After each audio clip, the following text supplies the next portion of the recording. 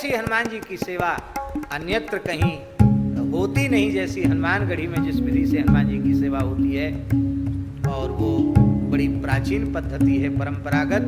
हनुमान जी के मंदिर के क्या रहस्य हैं उनको या तो हनुमान जी जाने या हनुमान जी के पुजारी जाने। और ये मर्यादा है कि हनुमान जी के मंदिर के रहस्य पुजारी बाहर बोलते नहीं, बोलते ही उनका अनिष्ट हो जाएगा। हनुमान जी को छू के शपथ खानी पड़ती वहां, इस मंदिर के भेद रहस्य बाहर नहीं बताए जाएंगे। हनुमान जी साक्षात आज भी वहां विराज रहे। अयोध्या के हनुमानगढ़ी को बजरंगबली महाराज का घर कहा जाता है। माना जाता है कि जब प्रभु राम हनुमान जी के साथ लंका विजय के बाद वापस अयोध्या आए, तब से ही हनुमान जी यहीं पर एक गुफा में रहने लगे थे और इसी गुफा में रहते हुए वे राम जन्मभूमि और रामकोट की रक्षा करने लगे।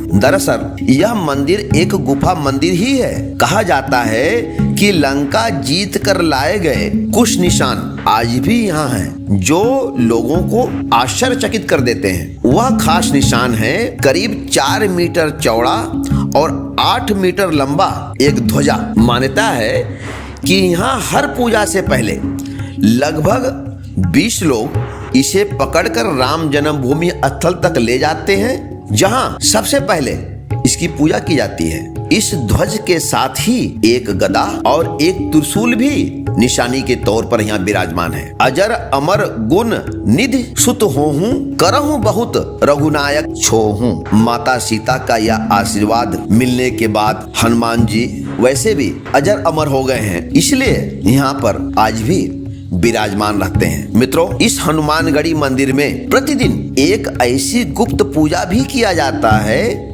जिसकी जानकारी हर व्यक्ति को नहीं होती। क्यों? क्योंकि इस पूजा में केवल कुछ विशेष पुजारियों के अलावा दूसरों को सम्मिलित करने का विधान है ही नहीं है।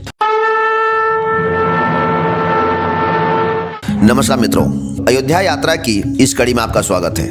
मित्रों, यहाँ के पुजारी राजू दास जी बताते हैं कि हनुमान जी अजर अमर हैं और अयोध्या में इसके प्रमाण भी हैं, क्योंकि हनुमान जी महाराज का यहाँ पर साक्षात दर्शन होता है। राजू दास जी के अनुसार प्रतिदिन भोर में हनुमानगढ़ी मंदिर में सबसे पहले हनुमान जी की एक गुप्त पूजा आरती किया जाता है, जो लगभग 1 या सवा घंटे में पूर्ण होता है। इस आरती में चुने हुए विशेष मात्र 8 पुजारी ही सदैव सम्मिलित रहते हैं। चौंकाने वाली बात यह भी बताते हैं कि इस गुप्त आरती में हनुमान जी महाराज साक्षात विराजमान भी रहते हैं। पूजा विधान के नियमों के कारण या यह कह सकते हैं कि मर्यादा में बंधे होने के कारण सम्मिलित पुजारी अपनी आखिरी सांस तक इस गुप्त पूजा को कभी सरेआम नहीं कर सकता है। और साथ ही यह भी बताते हैं कि यह गुप्त पूजा कोई नई नहीं है, बल्कि 200 ईस्वी से